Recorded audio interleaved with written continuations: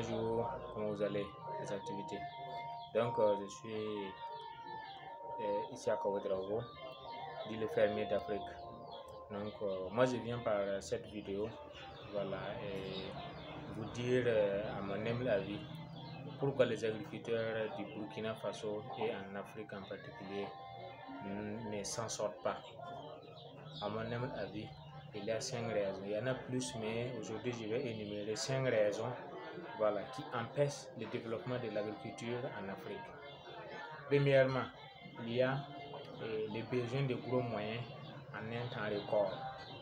Ça veut dire quoi? Si vous vous approchez des agriculteurs, d'abord ils vont vous parler du manque du matériel de travail. Manque de matériel de travail, c'est quoi? C'est-à-dire qu'ils voient déjà les gros tracteurs, les égreneuses et autres. Or que ils ne sont pas nombreux ceux qui ont les moyens et le terrain pour entretenir des tracteurs. C'est-à-dire que quoi? Les terrains ne sont pas très vastes pour utiliser des tracteurs et eux-mêmes ils n'ont pas réuni de moyens pour avoir ce matériel-là. C'est-à-dire que quoi?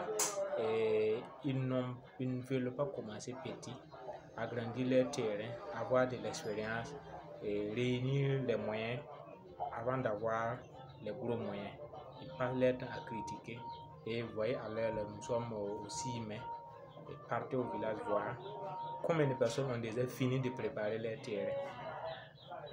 J'ai fait un tour, j'ai vu combien de personnes, combien d'agriculteurs ont déjà préparé leur terrain. Donc, c'est déjà un problème. 2. Voilà, manque de préparation des sols, comme j'ai dit. Les gens ne préparent pas bien les sols. Même la simple d'abord, on peut cultiver 1 hectare, 2 hectares pour avoir beaucoup de rendement. Mais quand vous partez, vous allez voir que c'est ceux qui ils sont pas nombreux, ceux qui ont préparé leur sol avant l'arrivée de la pluie. Voilà, c'est quand la première pluie tombe, voilà, que chacun se lève avec sa famille maintenant, en train de courir, et d'autres défrichent, et d'autres labourent et on sème en même temps.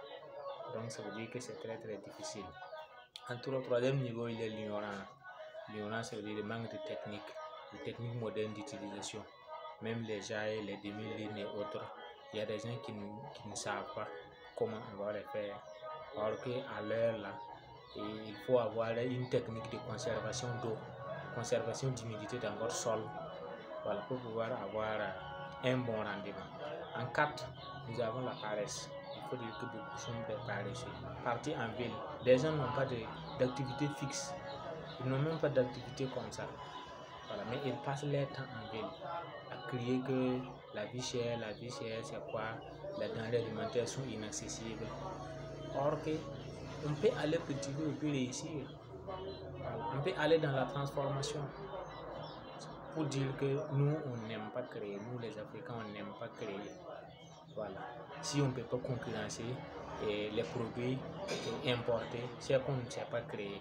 Notre manque de créativité là fait que on ne peut pas concurrencer.